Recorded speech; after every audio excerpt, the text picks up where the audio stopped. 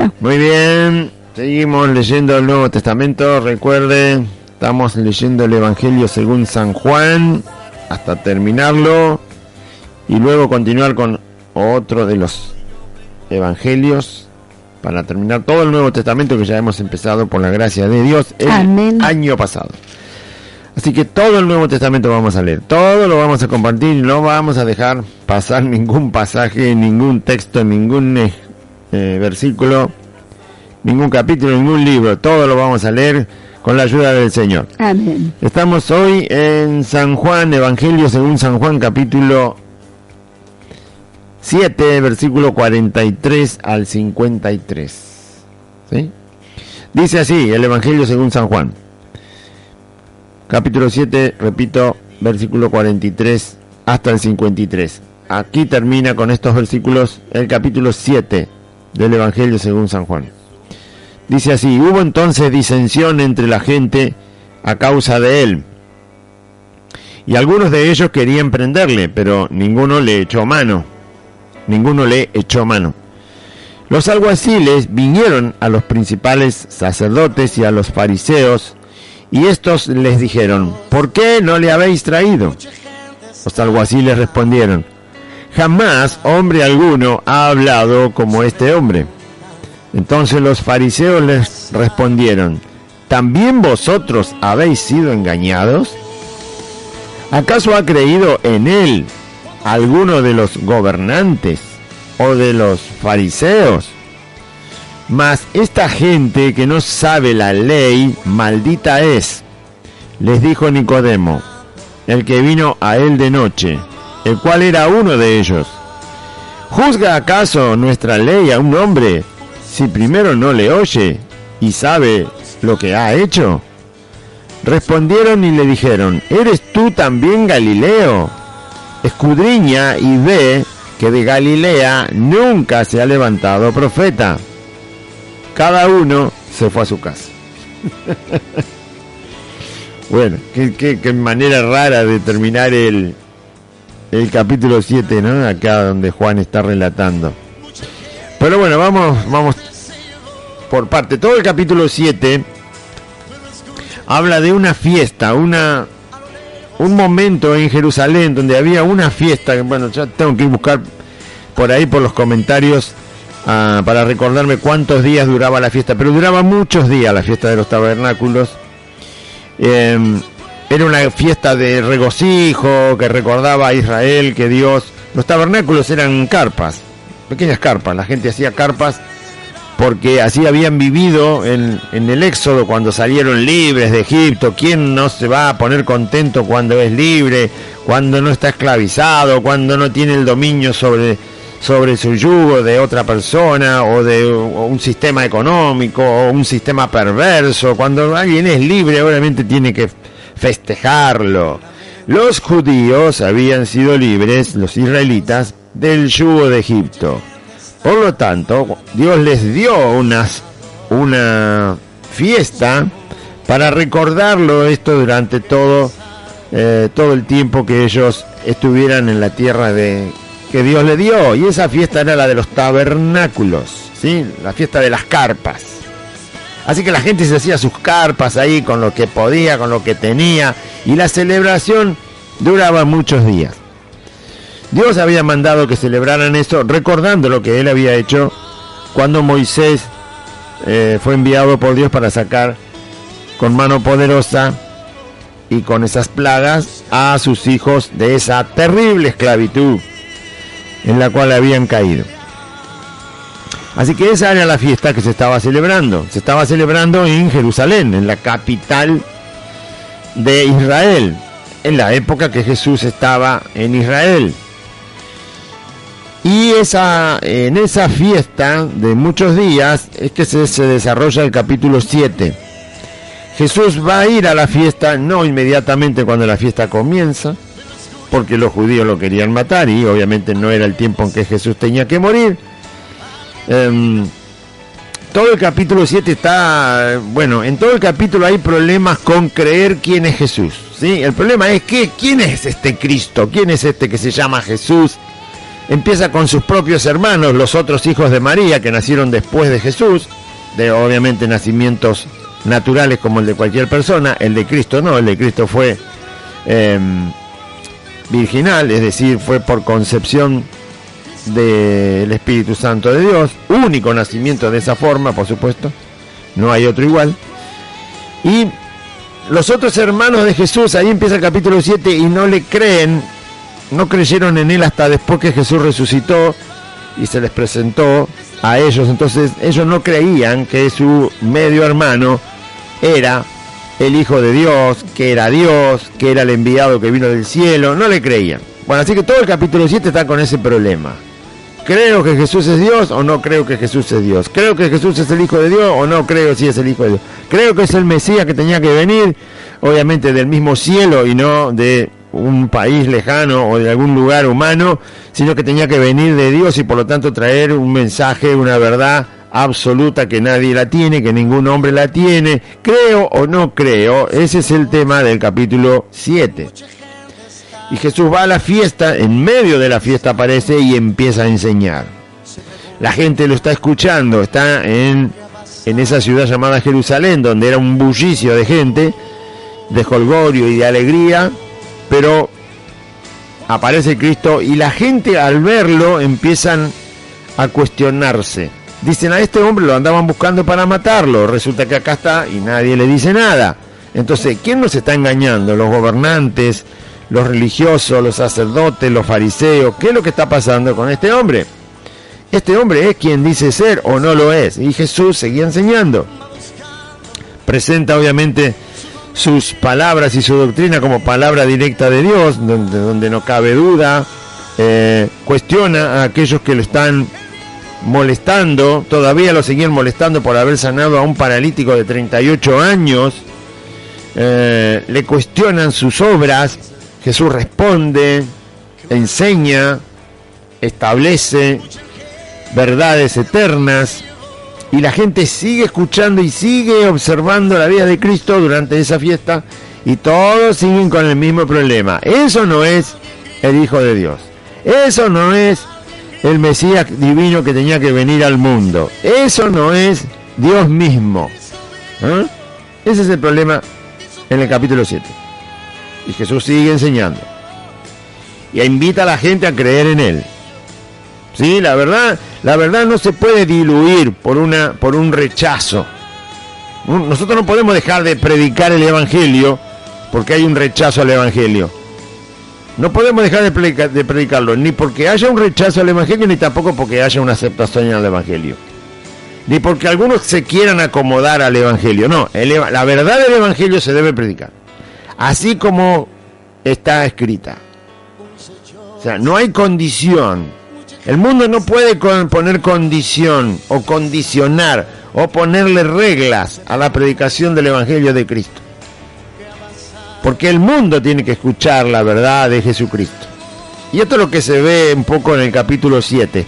La gente le pone cuestiones a Cristo, sus enemigos lo quieren atrapar, mandan a alguaciles a arrestarlo. Estos alguaciles se quedan pasmados escuchando a Cristo. La gente empieza a creer. Cuando creen, se enciende más la furia contra la vida de Cristo, que sigue hablando la verdad. Y obviamente Jesús termina prácticamente en este capítulo invitando a la gente y diciéndole que Él es el único que puede dar vida y vida en abundancia, y que el que viene a Él nunca tendrá sed en la vida, que va a tener una vida completa, no de dudas, no llenas de incertidumbres. No, el cristiano cuando llega al camino de Cristo, cuando conoce a Cristo, ya sabe lo que es sí y ya sabe lo que es no. Ya sabe lo que es voluntad de Dios y lo que no es voluntad de Dios. Ya sabe cuál es la ruina del ser humano y sabe cuál es la perfección del Hijo de Dios. Las cosas son sí y amén en Cristo. Está caminando sobre un camino absolutamente sólido e inamovible. La vida cristiana está llena de gozo justamente por muchas de esas cosas. Porque en Cristo uno sabe la verdad. De todas las cosas sabe la verdad. Él es la verdad.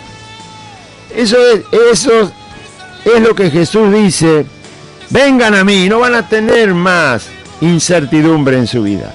Vengan a mí, yo les voy a dar vida, yo les voy a dar una vida llena de abundancia, llena de paz, llena de seguridad, llena de fortaleza, llena de valentía, llena de fuerza,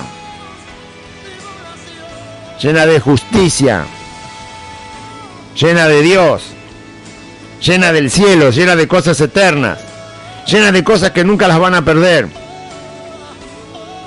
Eso es una vida. No van a necesitar las cosas pasajeras del mundo para estar felices. Serán felices por mi propia persona, dice Jesús. Bueno, y el mensaje del Evangelio, nosotros que llevamos el mensaje de Cristo, tampoco debemos mezclarlo al mensaje, ni menguar ese mensaje, ni tampoco decir cosas que el mensaje de Cristo no tiene, porque el mundo no puede condicionar el mensaje de Cristo. Va a haber reacciones en el mundo cuando se hable el mensaje de Cristo. Bueno, allá las reacciones, porque también lo hubo en esta fiesta. Así que Jesús sigue hablando.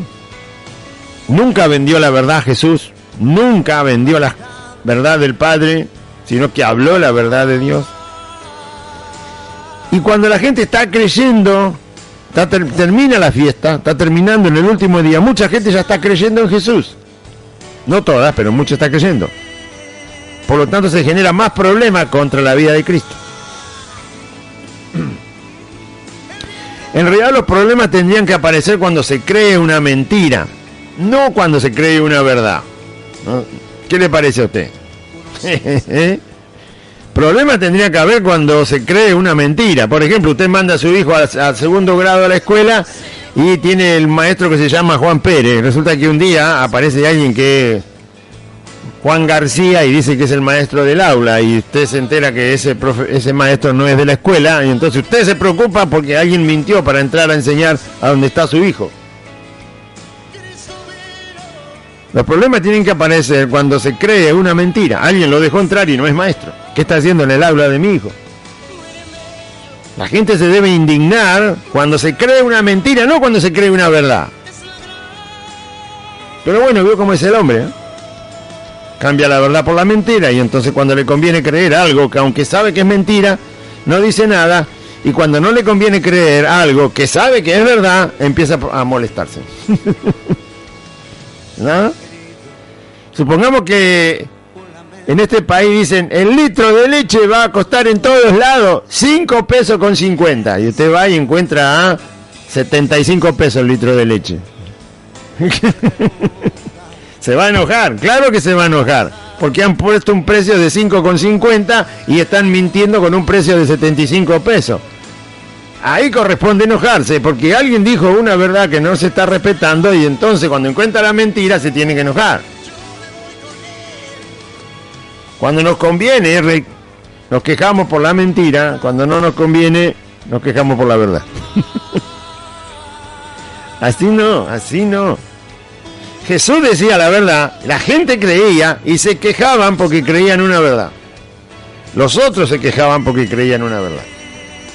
No, donde hay que advertir es cuando la gente está creyendo una mentira. Porque cuando la gente está creyendo una mentira, ya sea que sepa que es una mentira o no sepa que es una mentira, a la gente se la está destruyendo. Entonces ahí hay que reaccionar. Ahí sí hay que levantar la voz. Cuando a la gente se le miente y se está creyendo una mentira. Pero este caso es todo al revés. Jesús está diciendo la verdad de quién es Él, de quién es Dios, de lo que Él es capaz de dar al ser humano, que no se lo puede dar nadie. Es todo lo que dice, es verdad. La gente está creyendo una verdad, y hay otros que se enojan porque la gente cree una verdad. Esa es la maldad del corazón humano. No hay otra manera de definirlo. ¿Sí? Bueno, ahí estamos llegando entonces al final del capítulo 7. Otros decían, este es el Cristo. Ve que están creyendo. Pero algunos decían, bueno, Jesús se había criado en Galilea, pero había nacido en Belén, en la zona absolutamente opuesta, donde la profecía decía que tenía que nacer el Mesías. Nació en Belén, y la profecía decía que iban a nacer en Belén. Pero estuvo apenas 2 años y un poco en Belén, porque después el rey lo quería matar, mandó a matar a todos los niños. El ángel del Señor le avisó a José que se llevara a Jesús, porque apenas tenía 2 años y un poco más, para que no lo asesinaran. Y entonces sale de Israel, se va a Egipto, para que el rey no logre matar a Jesús, que era niño. Y después que pasó un tiempo, otra vez un ángel del Señor le dice: José, volvé porque ya murió el rey. Así que volvé tranquilo. Pero no vuelve a Belén, sino que vuelve a Nazaret, de donde estaba José con María viviendo cuando se comprometieron. Y Nazaret está en Galilea. Por lo tanto, a Jesús se lo conoció como alguien de Galilea, porque su tiempo de nacimiento y el tiempo corto que vivió en Belén no fue el más conocido de su vida, sino el tiempo en que se crió en Nazaret, en Galilea. Por eso se le llama Jesús de Nazaret, no se le llama Jesús de Belén. A Jesús, porque nació en Belén. Y la profecía decía que tenía que nacer en Belén. Y nació en Belén, se cumplió la profecía. Pero se crió en Nazaret. Y en Nazaret empezó, en la zona de Galilea, a predicar el Evangelio. Y así se le llama al Señor, Jesús de Nazaret. Amén. Bueno, por eso la gente, eran judíos, estos no eran japoneses que no entendían nada, ni dinamarqueses, no, en aquella época no estaba Dinamarca, pero no importa. No eran que vivían en el medio de la selva del África y no entendían nada. Estos eran todos judíos. Eran todos judíos. Si usted está esperando a alguien prometido a su pueblo, tiene que estar instruido, tiene que estar preparado. ¿Cómo puede ser que supongamos que la Argentina tiene una gran promesa, que algo muy beneficioso va a pasar en Argentina? Supongamos que todos los países del mundo dicen: miren, necesitamos que ustedes que fabrican centrales nucleares nos hagan 400 centrales nucleares, porque acá en Argentina se fabrican centrales nucleares para generar corriente eléctrica. Que eso generaría millonadas de dinero para la Argentina. Sobraría el dinero, ¿no? Y si todos los países del mundo nos prometen: queremos comprarle a ustedes, le va a comprar a la Argentina, entonces nosotros vamos a estar expectantes, decir: bueno, que venga el momento, manden el dinero y empezamos a fabricar, empezamos a vender y nos llenamos de divisas, y este país, pero tiramos manteca al techo. Bueno, si tenemos una promesa así, hay que estar expectante, todo el mundo se tiene que estar preparando. Vamos a prepararnos en ese trabajo que va a venir tan grande, que va a durar años y años, y va a entrar dinero y trabajo y dinero y trabajo y dinero. Preparemos, no. Los judíos tenían la promesa del Mesías, lo menos que tenían que hacer era prepararse. Una promesa nada menos que del cielo. Su Mesías venía a ellos y ellos descuidaron las Escrituras. Descuidaron aquello donde podían ir para ver cómo era la promesa, quién era el de la promesa, cuándo aparecía el de la promesa, qué características tenía el de la promesa. Así que Jesús estaba en medio de ellos y ni cuenta se dieron prácticamente quién era. Tuvieron que andar deduciendo, como quien anda cuando se corta la luz tanteando las paredes. Los cristianos no deben cometer ese error. No deben andar a oscuras. Tienen que conocer a su Señor. Por eso la gente decía: bueno, este es el Cristo. Y otro le contestaba: no, pero este de Galilea no puede ser el Cristo. El Cristo tiene que ser de Belén. Y otros decían: bueno, pero si no vino de Belén, tampoco, entonces no puede ser, no coincide con lo que la Escritura dice. Descuidaron la vida de Jesús cuando Jesús apareció. Cuando Jesús estuvo presentado en el templo en Jerusalén, ahí mismo donde estaba esta gente, hubo 2 profetas que dijeron que ese era el Hijo de Dios cuando era un bebé, un niño. Y la gente se descuidó, no les importó. Al menos cuando aparece el tema de Jesús, que ya hacía más de un año que Jesús andaba por Israel, al menos ahí tendrían que haberse ocupado de ir a las sinagogas, preguntarle a los sacerdotes, escúcheme, ¿cómo es esto del Mesías? Porque dicen que anda por acá un Jesús. Interesarse, al menos encima en esa gran fiesta por lo menos deberían haberse interesado. Estaban ahí al lado de los sacerdotes. En Jerusalén estaba el Antiguo Testamento por todos lados, podían leer, podían preguntar, podían indagar, tener su corazón con certeza de que si su Mesías andaba por ahí entre ellos tenían que identificarlo fácilmente y no tener ninguna duda. Cuando la gente no se interesa de verdad por Dios, obviamente todos los que no les interesa a Dios andan por ahí como los cuervos para comerse el maíz. Que son los enemigos de Cristo. Entonces ellos eran los que sembraban las dudas. Este no es el Hijo de Dios, este es un engañador, este es un mentiroso. No le crean. ¿Sí? Para decirle a alguien que no crea algo, primero hay que saber si ese algo es verdad o si ese algo es mentira. Y es lo que no hacían los enemigos de Cristo. Los enemigos de Cristo directamente decían que él era un mentiroso. Nunca averiguaron, nunca le dijeron a la gente dónde había que recurrir para ver si lo que Jesús decía era verdad. Esa es la manera más perversa de tratar a un ser humano. Si usted sabe que algo es mentira, tiene que mostrar las pruebas para sostener que es mentira. Si no, no diga nada. Yo no le puedo decir a una persona que algo es mentira solo porque yo pienso que es mentira o porque yo quiero que eso sea una mentira. Tengo que tener las pruebas para estar seguro y firme en decir que algo es mentira. Si no, no lo debo decir y que cada uno se tome el trabajo de averiguarlo si es que yo no puedo darle pruebas. Eso es perverso. Eso es maldito. Eso es ultrajar a una persona. En cualquier área de la vida, pero mucho más cuando se está hablando de Dios. Esa actitud no se debe llevar adelante, no se debe actuar de esa manera.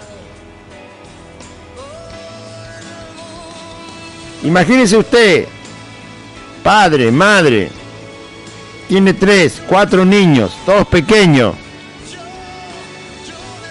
Y resulta que cuando sus niños salen a jugar a la vereda por las primeras veces que ven a sus amiguitos, o en el jardín de infantes,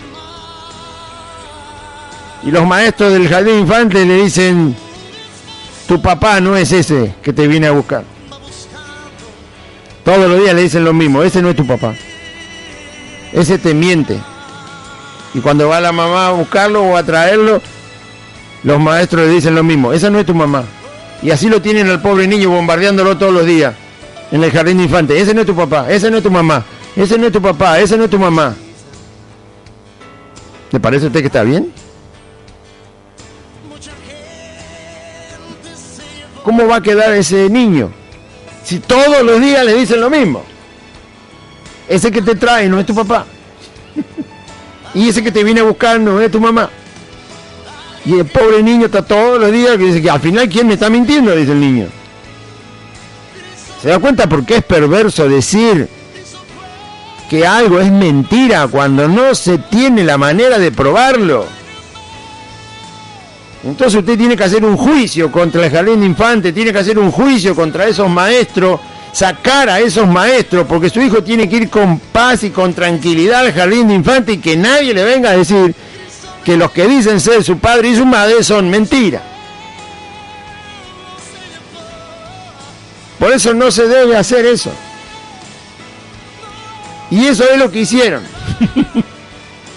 Usted lo lee, ahora lo va a leer conmigo, y va a ver que eso es lo que hicieron los sacerdotes, los fariseos, los que odiaban a Jesús. Lo que menos hicieron fue mostrar las pruebas de que si ellos decían que Jesús era un mentiroso, ellos no mostraron ninguna prueba.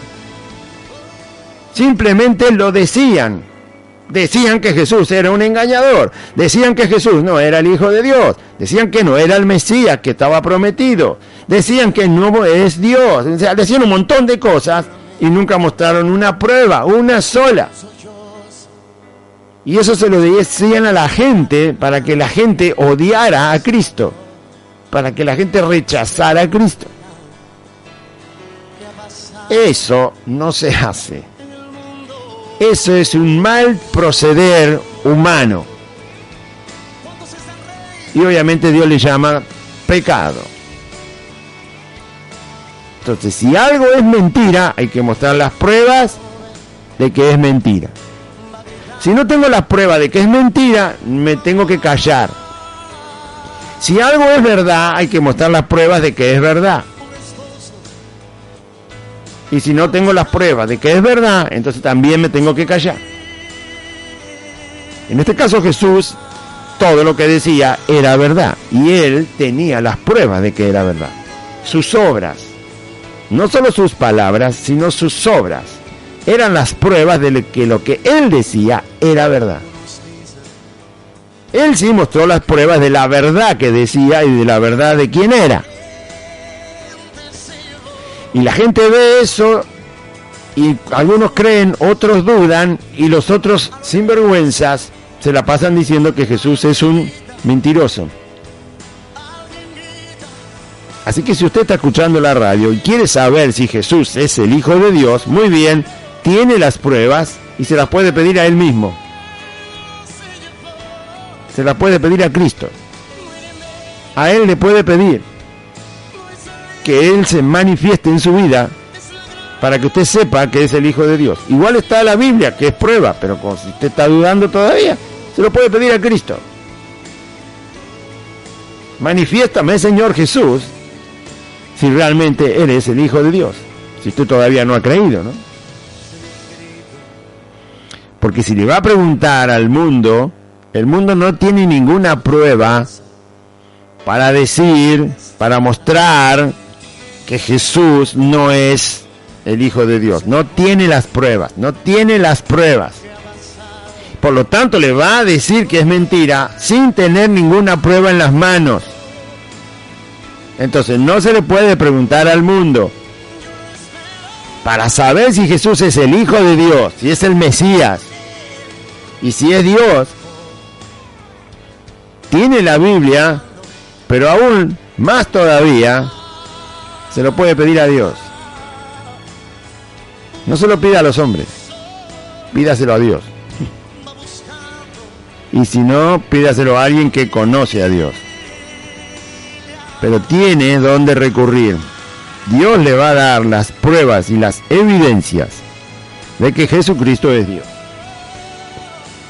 Todo esto yo lo digo para que entienda la ridiculez de esta gente que odiaba a Cristo sin tener una sola prueba, sin tener una sola evidencia para desacreditar el mensaje de Cristo, para desacreditar sus obras. ¿Puede usted sanar a un paralítico de 38 años?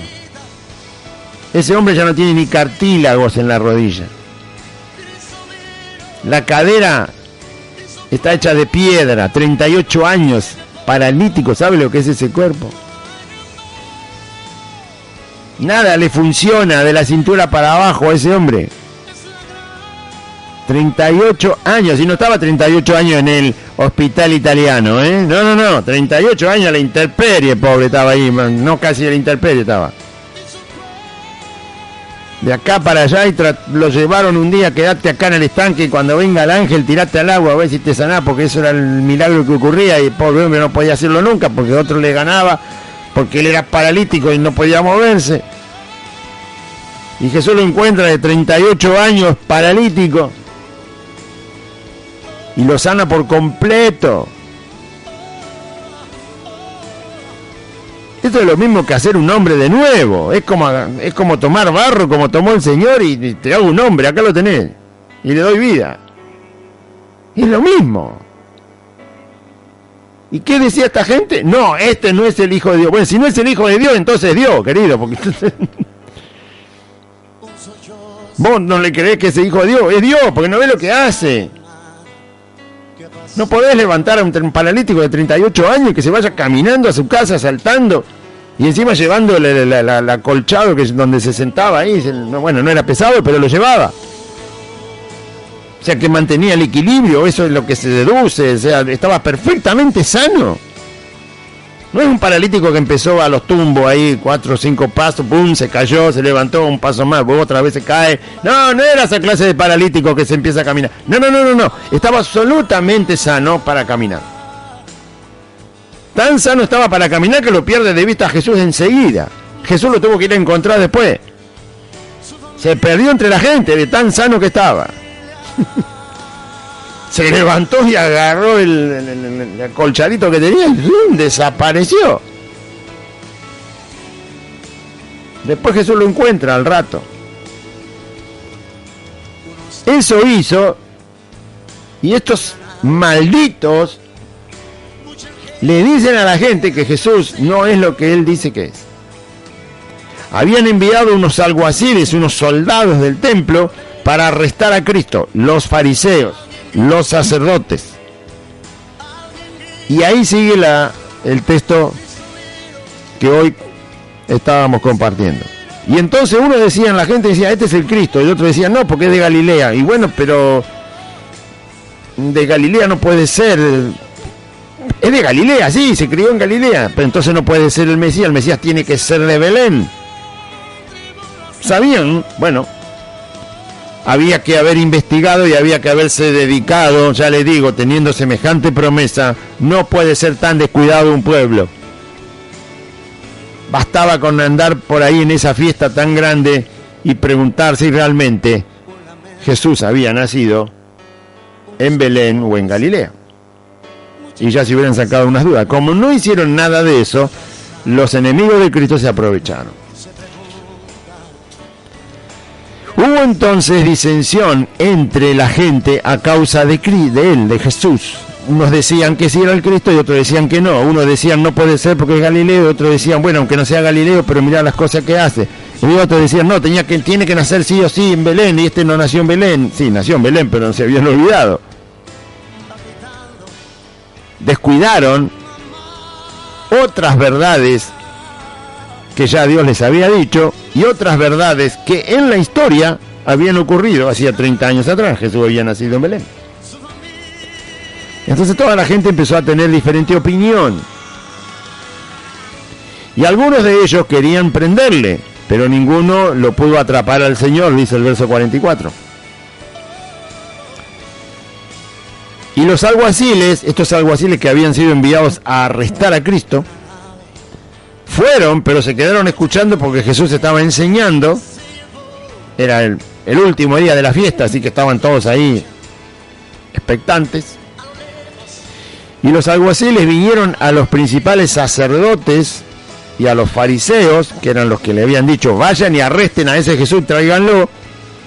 Un pelotón, qué sé yo, 15 hombres, vaya a saber, 10 hombres, con arma, con espada, con cosas con soga, para arrestar a una persona. Eran como policías. Y entonces vinieron y le dijeron, los sacerdotes y los fariseos que le habían dado orden de arrestar a Jesús, le dijeron, ¿por qué no lo trajeron? Los mandamos para que lo arresten, ¿por qué no lo trajeron? ¿Por qué vienen con las manos vacías? Y entonces esta gente le responde, los alguaciles le respondieron, jamás hombre alguno ha hablado como este hombre. No lo pudimos traer porque la manera de hablar de esta persona jamás la hemos oído. Ustedes nos dijeron que lo arrestemos, pero nos vimos impedidos de arrestarlo. Al oírlo hablar, no es que dicen, bueno, tiene una enseñanza linda, no dijeron, la verdad que uno se queda en paz cuando lo escucha. No. No, lo que ellos dijeron, ningún hombre habló como este hombre. La forma de hablar, claro que ningún hombre habló como ese hombre, porque ese hombre es Dios. Porque ese que estaba hablando ahí es el Hijo de Dios y es Dios. El hombre jamás había escuchado a Dios hablar en un cuerpo humano como estaba Jesús. Al escuchar hablar a Jesús, estaba escuchando hablar a Dios. Por eso esa manera de hablar, no el tono, no la tonalidad o el acento que tenía Jesús, o la amabilidad de palabras, o la forma de unir las palabras, no, la manera de hablar era de un ser único que no se conoce en la existencia humana. Usted sabe cómo hablan los políticos, o sea, aunque no hace falta ni que lo esté mirando, usted enciende el televisor y aunque el televisor esté negro, usted sabe si es un político que está hablando. Ya conoce. Aunque sea nuevo, aunque no lo conozca nadie, ya lo escucha hablar y este político. ¿Sí? Si está hablando un famoso, ya sabe cómo hablan los famosos. Si está hablando alguien que te quiere vender un producto, ya sabe cómo hablan estos que te quieren vender un producto.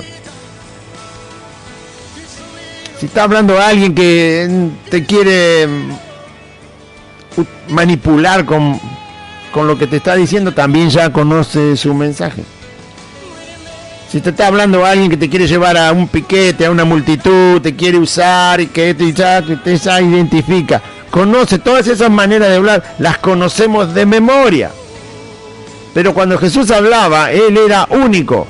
No hubo ningún ser igual que Él en la tierra. Por lo tanto, se tenía que notar la diferencia entre Él y cualquier persona. Y eso es lo que pasó. Nunca hemos escuchado hablar a una persona como habla esta persona. No solo la verdad que decía, sino la forma en que hablaba Jesús. Y estos alguaciles se dieron cuenta.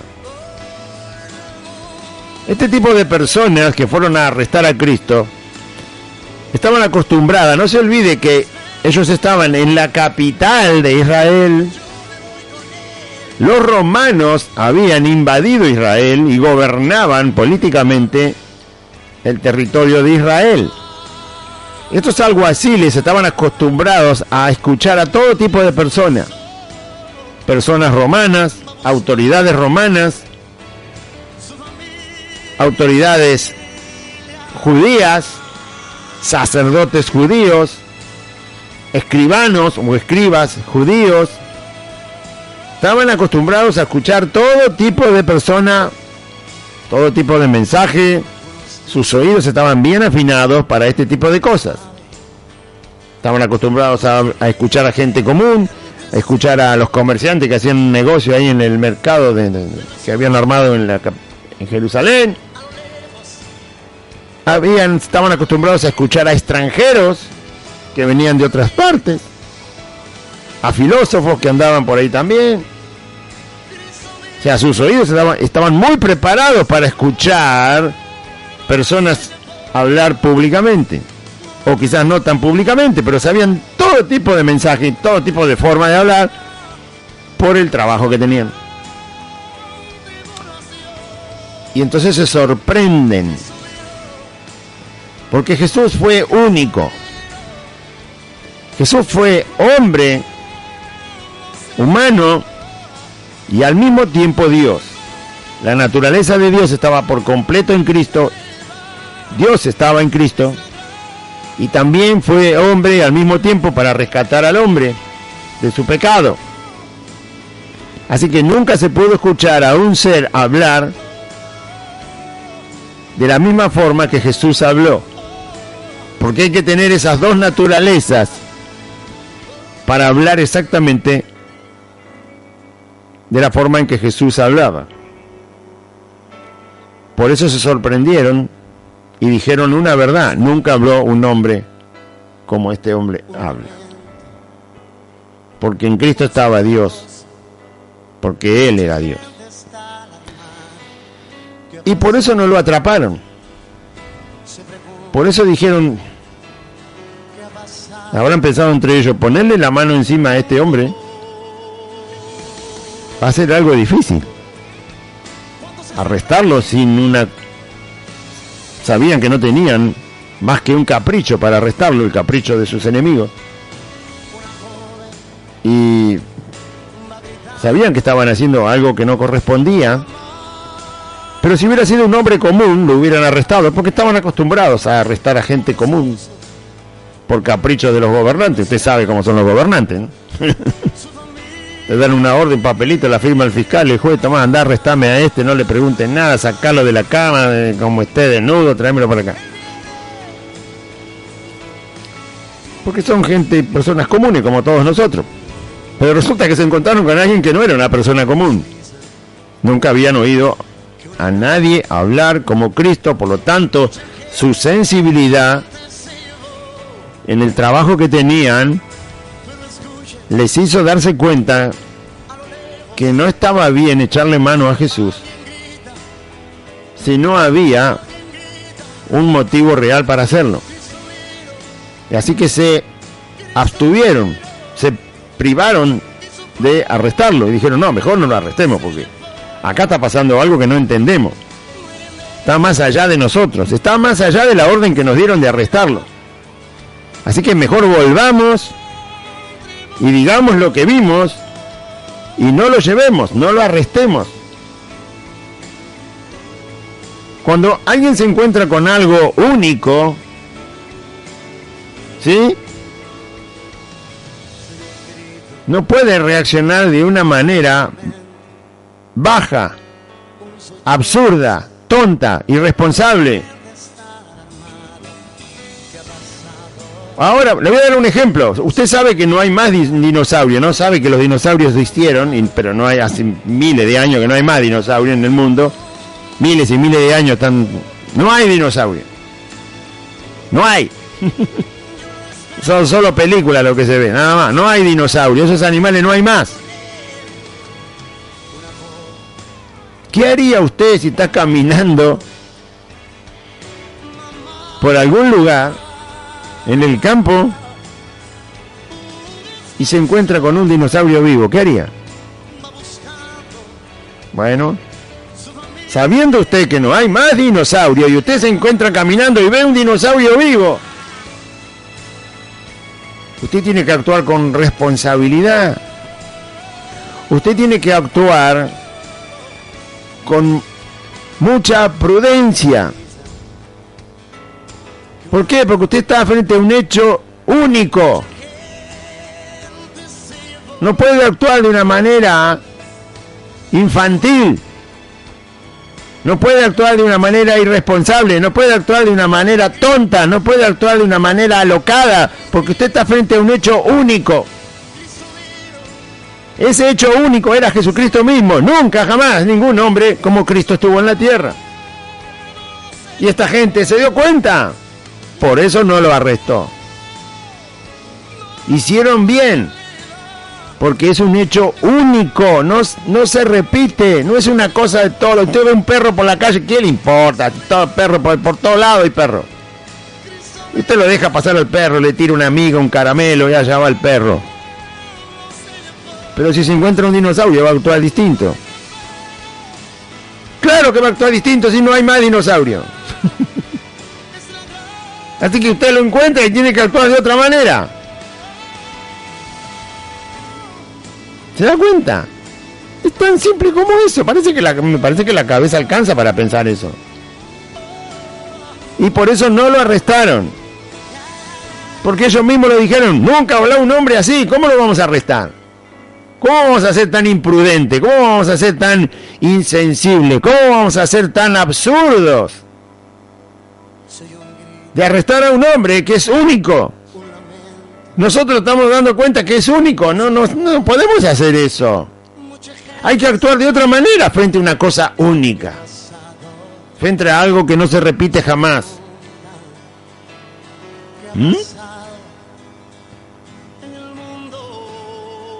Cuando usted y yo nacimos, ¿qué se hace cuando nacen? Usted sabe que una persona no se repite en el mundo. Nace y cuando muere no hay quien lo reemplace. Eso es porque somos únicos. Entonces cuando nosotros vamos a nacer y nuestra madre tiene que estar en un lugar donde pueda darnos a luz. Somos únicos, no somos repetibles. Y como es un acto único, Usted nació y ese acto no se repite más. Porque nació usted. En otro embarazo nace otra persona. No usted, no nace más usted. Usted nació una sola vez. Por eso ese acto de nacimiento no se toma a la ligera. Porque no se repite más. Porque es único, único el acto, único el momento, único lo que está pasando, único la persona que viene. Su mamá puede tener 5 hijos más, no hay problema, pero usted lo va a tener una sola vez. Entonces ese acto se toma con la importancia del caso porque es único. Por eso se trata siempre de que la persona esté acompañada al dar a luz. Para cuidar al niño, para cuidar a la madre, para que nadie se robe al niño, para que lo puedan proteger, para que puedan tomarle huellas digitales, datos. Sí, hasta le ponen en los países donde hay mucho robo de bebé, enseguida le ponen un brazalete para que nadie se lo robe al bebé, para que nadie lo venda, para que nadie lo trafique. Y entonces está seguro que es hijo de tal y todo eso. En cambio, cuando nace el ganado, a nadie le importa. Bueno, ahí nació el ganado. Después lo vamos a buscar. Porque como es un acto único y no se repite, entonces se toma toda la importancia necesaria para ese acto único.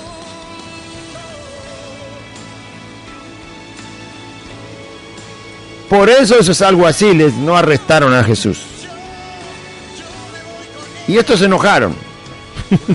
Le dieron la razón, y la razón es valedera por todo lo que yo expliqué hace casi 10 minutos.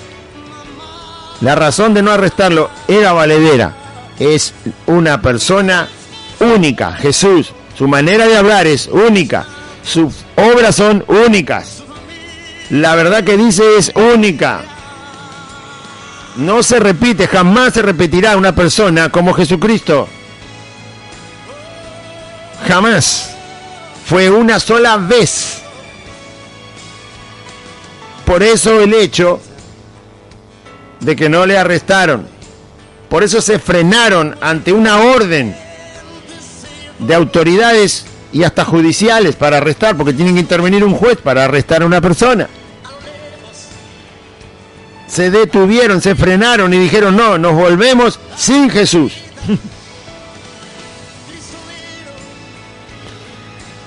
Y entonces los fariseos se enojaron y le dijeron, ustedes también fueron engañados. Y volvemos a lo mismo. Tanto lo odiaban a Cristo que le dijeron, ustedes son soldados, lo mandamos a arrestar, me vienen a decir que nunca escucharon un hombre así hablar y ahora resulta que nosotros deducimos que a usted también lo engañó Jesús con su mensaje. Para engañar a una persona hay que mentir. Para engañar a una persona o a muchas personas hay que mentir. El engaño tiene que ver con la mentira, nunca con la verdad. Cuando se dice verdad, no hay engaño. Pero estos hombres odiaban tanto a Cristo que ellos decían que todo lo que decía era mentira, y como dije hace un poco de tiempo cuando empezamos el programa, no tenían ninguna prueba para demostrar que lo que Jesús decía era mentira, pero ellos decían que era mentira. En realidad ellos mentían, no Jesús. Pero ni siquiera ellos dicen que la gente fue engañada, pero resulta que Jesús estaba hablando una verdad. Y sin embargo siguen insistiendo de que la gente fue engañada. No se puede engañar diciendo la verdad, es imposible. Es como querer mojarse las manos sin tocar el agua. No se puede. Hay cosas que son imposibles. No se puede engañar si se dice la verdad.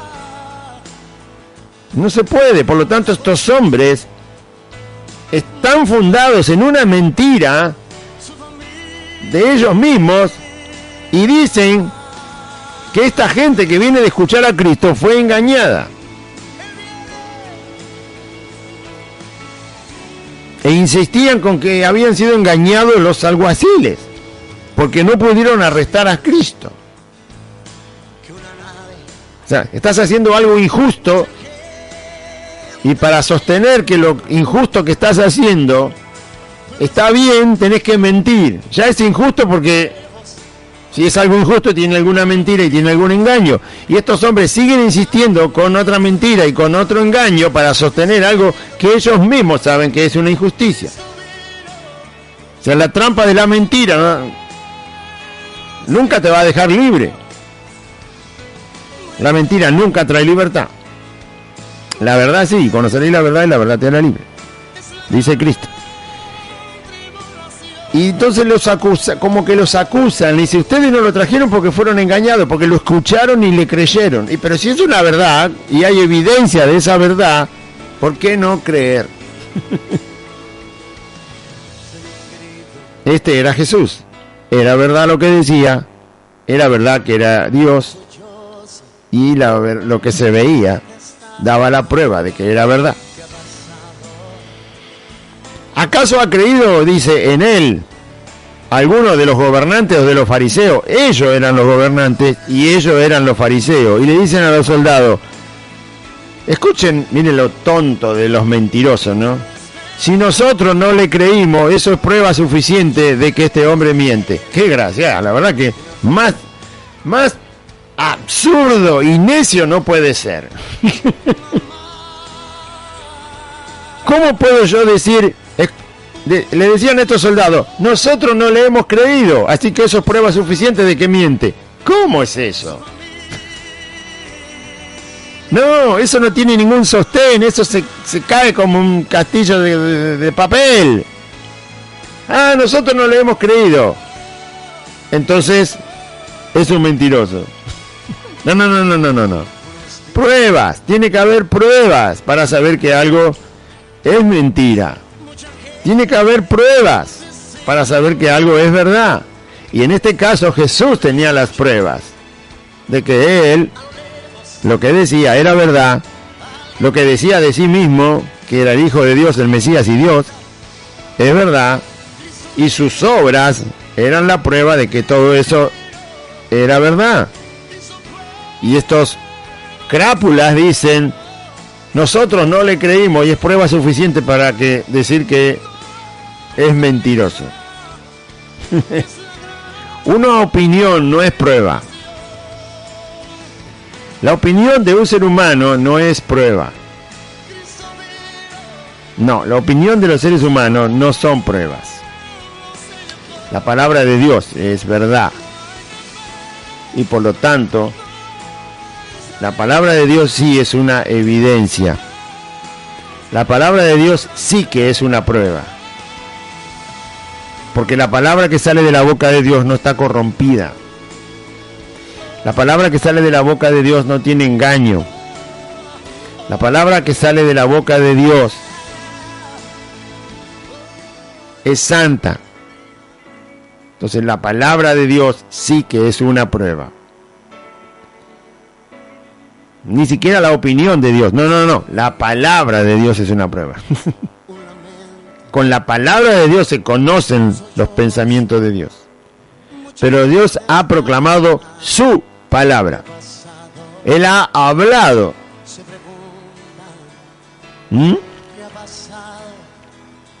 Entonces, la opinión de los hombres no son evidencias, no son pruebas. Los cristianos no debemos acostumbrarnos a decir, yo opino, no, ahórrese el tiempo y la neurona.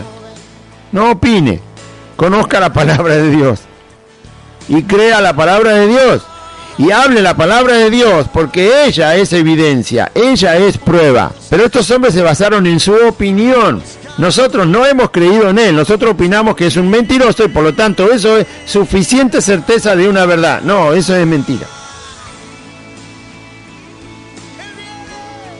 Yo puedo opinar que, no sé, que esta época es pleno verano. La opinión no genera una verdad. La opinión es una opinión, es un razonamiento humano de alguna cosa o hecho, suceso o persona, pero eso no es una prueba, es solo una opinión.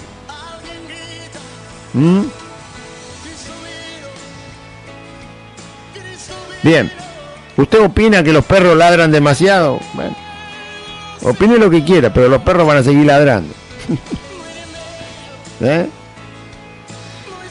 Entonces, las opiniones son opiniones, nada más, son puntos de vista, no son pruebas, no son evidencia, no son certeza, no es cosa que no cambie, sino que cambia. Justamente las opiniones son siempre distintas, depende de quién esté opinando y cómo esté opinando. Pero estos tenían una opinión acerca de Jesús y dijeron, todos nosotros los gobernantes, todos los fariseos tenemos una opinión. Este hombre es un mentiroso y por lo tanto ustedes no le pueden creer. No, eso es totalmente infantil. ¿Acaso ha creído en él alguno de los gobernantes? Se referían a ellos. O de los fariseos, que también estaban ahí. Nosotros no creímos. ¿Por qué le creen ustedes? Si nosotros no le creemos, ustedes no le tienen que creer. Eso es manipulación, absurdo, necedad, ridiculez, truanerías, patrañas, estratagemas humanas, opiniones tontas, obsoletas, que no tienen fundamento, que no tienen sentido. Y esta gente gobernaba un país. Dios mío. No se puede hacer eso. Bueno, seguimos entonces, ya estamos terminando. ¿Acaso creyó alguno de los gobernantes en él? ¿Algunos de los fariseos? Como si ellos fueran dioses que tuvieran la verdad eterna. ¿Qué importa si los gobernantes no creen en él? ¿Qué importa si los fariseos no creen? Si el hombre dice verdad y tiene prueba de la verdad que dice y de lo que él dice que es suficiente para creerle, porque él sí tiene las pruebas.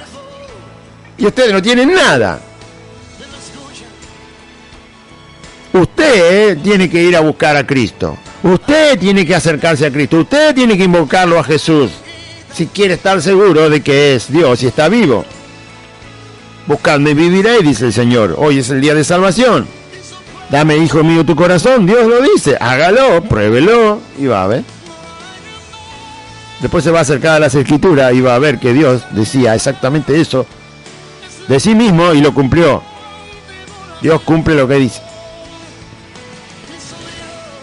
Y entonces esta gente dice, esta gente que no sabe la ley, se refiere a la gente que entre la fiesta estaba creyendo en Jesús, y no saben la ley, ustedes le tenían que enseñar la ley. Ustedes son culpables si no saben la ley. Ellos eran culpables de la falta de conocimiento de la palabra del Señor y acusan a la gente de no conocer la ley.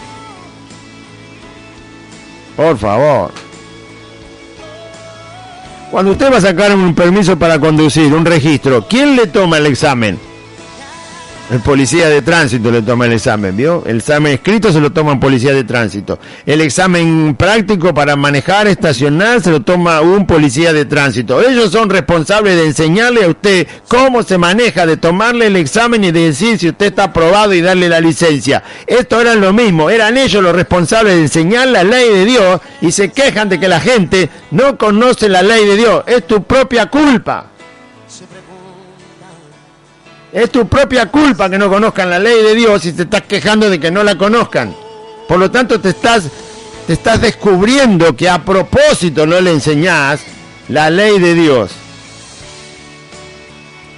¿Cómo te vas a quejar si lo que está pasando es culpa tuya? Ustedes son los que tenían que enseñar la ley, los fariseos, los gobernantes. Y ahora dicen, esta gente no conoce la ley. Y bueno, vos no le enseñaste. Vos no le enseñaste o le enseñaste mal o le mentiste cuando le tenías que enseñar la ley de Dios, le mentiste acerca de Dios. Te estás descubriendo solo. Maldita es esta gente que está creyendo en Jesús porque no conoce la ley. Lo maravilloso es que aunque ellos no le enseñaron la ley y se la enseñaron mal, mintiéndole acerca de Dios, resulta que aparece Dios y la gente le cree a Dios. Eso es lo maravilloso de Dios. Es una evidencia de que Cristo, obviamente, es Dios y era Dios cuando estaba andando por ahí. Porque la gente, aún siendo mal enseñada en la ley de Dios, siendo engañada por estos fariseos y estos hipócritas, aún así el poder de Dios hizo que la gente que buscaba a Dios de corazón creyera en Jesucristo. Qué ridiculez esta gente que quería arrestar a Cristo. Ellos mismos, como dice la Biblia, ¿no? El impío cava hoyo y él mismo va a caer en él. Y así le pasó a estos fariseos. Ellos mismos cayeron en su propia trampa. Y les dijo Nicodemo. Nicodemo era uno que había hablado con Jesús, que creía en Jesús. Y también era de ese grupo, pero él no estaba de acuerdo con toda esta mentira de estos fariseos y de estos gobernantes que querían eliminar a Cristo. Y Nicodemo habla, por supuesto están reunidos, y le dice, pero escúchenme, nosotros nos conocemos, sabemos lo que creemos, sabemos lo que dice nuestra ley. Todos ustedes conocen lo mismo que yo conozco. Era un hombre instruido, preparado en ley, preparado para juzgar personas, preparado para juzgar temas de una nación, preparado para tener que lidiar con los romanos que habían invadido su país. Era una persona muy instruida, muy preparada. Y les dice en la cara a estos que se quejan, que son compañeros de él, pero escúcheme, ¿cómo van a juzgar a un hombre? Nuestra ley dice que no se puede juzgar a un hombre, no se puede condenar a un hombre si primero no se escucha, si no se lo escucha primero. Y además se averigua qué es lo que hizo, porque así funciona la ley. Y así funcionan los juicios. Primero hay que escuchar a ver qué dice la persona de lo que le acusan. Y saber qué realmente ha hecho para ver si hay de qué acusarle o no. Hay que averiguar los hechos y hay que escuchar a la persona. ¿Cómo lo van a juzgar? ¿Cómo lo van a arrestar si todavía ni siquiera lo escucharon? Ni siquiera saben qué es lo que hizo. ¿Por qué están siendo tan apresurados? Un razonamiento simple. Un razonamiento que la humanidad lo tiene de hace muchos siglos. De milenios. Saber qué ha hecho una persona para ver si es culpable de algo. Escuchar a la persona. No lo querían hacer con Jesús, directamente lo querían arrestar. Porque odiaban la verdad. Y odiaban a Dios. Y entonces este hombre, diciendo eso, exponiendo ese simple razonamiento justo que se debe hacer con una persona y no prejuzgarla, y entonces le dijeron, ¿acaso tú también eres Galileo? Le dicen, ya estaban enojados con este pobre hombre. ¿Qué? ¿Vos también sos Galileo? Le dicen. De Galileo. Galilea era tenido por una zona donde la gente no era culta, no era instruida, no era capaz de hacer nada en la vida más que simples oficios, y por lo tanto nada sabio podía salir de esa zona de Galilea. Así la tenían como una zona de gente, bueno, eso, crían ovejas y tienen oficios comunes y viven un poco del campo y nada más. ¿Qué saben de letras? Así los tenían a los galileos. Y por eso le dijeron, lo estaban queriendo avergonzar. ¿Cómo vas a pensar así de nosotros, que estemos procediendo mal? Nosotros somos gente culta, decían ellos. Nosotros somos gente preparada, conocemos la ley, conocemos los mandamientos del Señor. ¿Cómo nos vas a decir a nosotros así? ¿Cómo nos vas a responder así? ¿Vos acaso parece que sos Galileo también vos? Le dicen. Como queriendo decir, sos un atrasado. Sos un inculto. Sos alguien no preparado como para pensar sobre estas cosas tan importantes como pensamos nosotros. ¿Por qué pensás con diferente que nosotros? ¿Qué sos, Galileo también vos? ¿Sos analfabeto? Eso le estaban diciendo. Simplemente porque él dijo algo razonable. Y algo que tenían como práctica dentro de la nación y de la ley. Pero ellos estaban tan aferrados a ser enemigos de Cristo y destruirlo, que nada les importaba. Hasta lo más absurdo podían llevar adelante. Y le dijeron, ¿acaso tú eres Galileo? Fíjate en las Escrituras, dice. Se referían al Antiguo Testamento. Y vas a ver que de Galilea nunca se ha levantado un profeta. Pero ellos mismos, que eran conocedores de la ley, estaban equivocados. porque ellos sabían que el Mesías nacía en Belén. Pero como no les interesaba acreditar la verdad de Cristo, lo que menos fueron a averiguar es dónde había nacido Jesús. Hacía apenas 30 años que había nacido y los registros de nacimiento estaban en Jerusalén. Tenían, por así decirlo, el registro civil. Era cuestión de ir y mirar, saber que Jesús tenía 30 años, a dónde había nacido este hombre. Era una cuestión de revisar un archivo en un día, se acabó la historia. Si este hombre dice que es el Mesías, tiene que haber nacido en Belén. Vamos a ver si nació en Belén. Vamos a ver, ¿cómo se llama? Jesús. ¿Quién es el papá? José, carpintero. ¿Quién es su mamá? María. ¿Dónde estuvieron en el censo romano hace 30 años? Ah, acá, en Belén. Bueno, vamos a ver el registro. No, nada les importó. Nada les importó. Y eran escribas, quiere decir que son escribanos, quiere decir que son los que legalizan documentos, papeles, estadísticas, censos, como habían hecho los romanos, el nacimiento de personas, el fallecimiento de personas, los nombramientos de autoridades. Son escribanos estatales, son personas que tienen todos los registros a mano, son personas que están noche y día con los papeles delante de los ojos y no fueron capaces, no tuvieron la menor delicadeza de ir a fijarse si Jesús había nacido en Belén. 30 años no es mucho para un registro civil, no es nada. Estaba ahí el registro. Estaba ahí la familia de José, estaba ahí la familia de María, que era el hogar donde había nacido. No les importó nada. Ellos insistían con que era Galileo, ¿sí?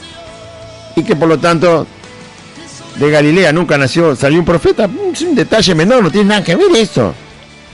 El asunto era que decía la profecía de dónde nacía el Mesías. Y en Jesús se había cumplido, obviamente, porque era el Mesías. Al que no ama a Dios, poco le interesa la verdad. Si no ama a Dios, un corazón nunca le va a interesar la verdad. Se va a inclinar fácilmente por la mentira, por el engaño, va a evitar todas las evidencias y las pruebas, porque le gusta el engaño, porque le gusta las tinieblas, porque le gustan las malas obras, porque le gusta tener un corazón endurecido, porque no quiere escuchar a Dios. Espero que no esté su vida en esa categoría de forma de pensar y de vivir. Termina el capítulo y dice: cada uno se fue a su casa. Cada uno se fue a su casa, como queriendo decir, acá no pasó nada. La ignorancia, cada uno se fue a su casa, es la ignorancia, el dejar que pase, esto no es nada. Fue un hecho único en toda la historia de la humanidad, más importante que la creación del universo, más importante que la creación de las estrellas, del sol y de todo lo que hay ahí afuera, más importante que todo lo que usted pueda pensar en su mente, en su corazón. Y cada uno dijo, ¿qué importa? Acá no pasó nada, vámonos a casa. Es el desprecio total de parte de los corazones a Dios, a Cristo, a la verdad, a lo que es trascendente, a lo que traspasa lo terrenal y la vida, porque tiene que ver con la eternidad, que estaba Cristo ahí hablando, Dios mismo entre los hombres, y la gente dice, acá no pasó nada. Cada uno se fue a su casa. Eso quiere decir, bueno, un día más en la historia. Nada importante pasó. Nada importante pasó. 2020 años y todavía tenemos que seguir hablando. Nada importante pasó. No pasó nada ese día. Tan insignificante fue el hecho que ¡bup! Pude irte a tu casa, andate tranquilo. Qué terrible que es el corazón humano. ¿Cómo somos, no?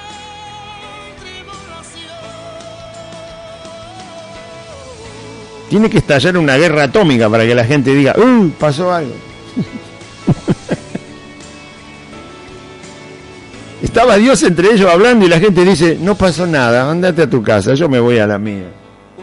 Mañana nos vemos. tomamos un café. No pasó nada. Sí que pasó. Y gracias a Dios que pasó. No deje pasar la palabra de Dios cuando usted la escucha. No deje pasar las evidencias y las pruebas de la persona de Cristo cuando sus oídos las escuchan. No lo deje pasar, porque es un hecho único.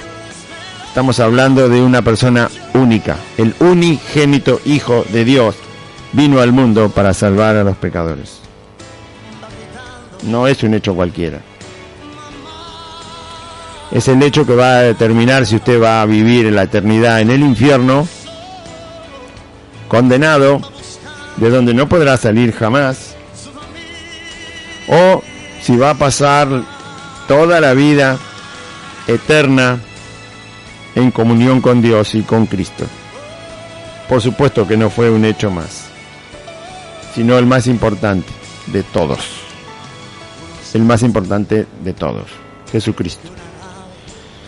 Vamos a hacer una oración y finalizamos el programa. Diga así conmigo: Padre Celestial, en este día escuché tu palabra y yo confieso que Jesucristo es el Señor. Y creo en mi corazón que Dios levantó a Jesús de los muertos. Señor Jesús, te pido perdón por todos mis pecados.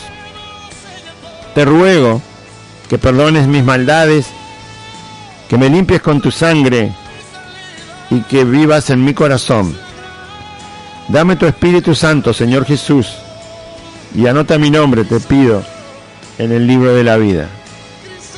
Y en este día renuncio a Satanás, a los demonios, renuncio al mundo, renuncio al pecado, renuncio a la voluntad de mi carne, renuncio a toda maldad, renuncio a la enfermedad y renuncio a la muerte. Y te doy gracias, Dios eterno, por enviar a Jesucristo tu Hijo, mi Salvador, que vive y que reina por los siglos de los siglos. Amén. Y amén. Muy bien, audiencia, recuerde, una vez más le reiteramos que estamos reunidos los días martes, jueves, sábados y domingos a las 4 de la tarde y también el domingo a las 10 de la mañana. Así que tome nota, puede congregarse, estamos congregados, las reuniones son absolutamente normales, como siempre, la iglesia se reúne desde que Cristo ascendió al cielo y la dirección es Santa Fe 2540 entre Solanet y La Prida, del barrio Esmerlo Norte.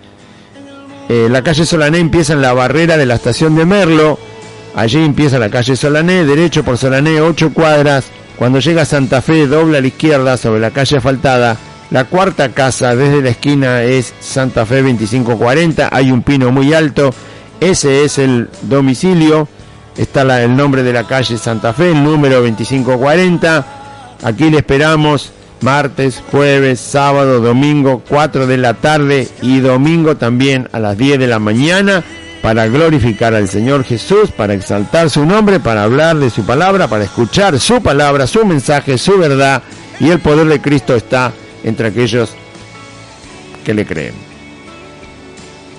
Que Dios le bendiga, audiencia, confíe en Jesús.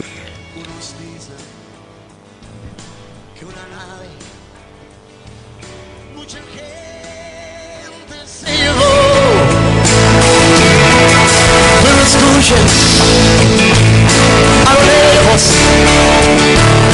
alguien grita, Cristo mío, Cristo mío, y su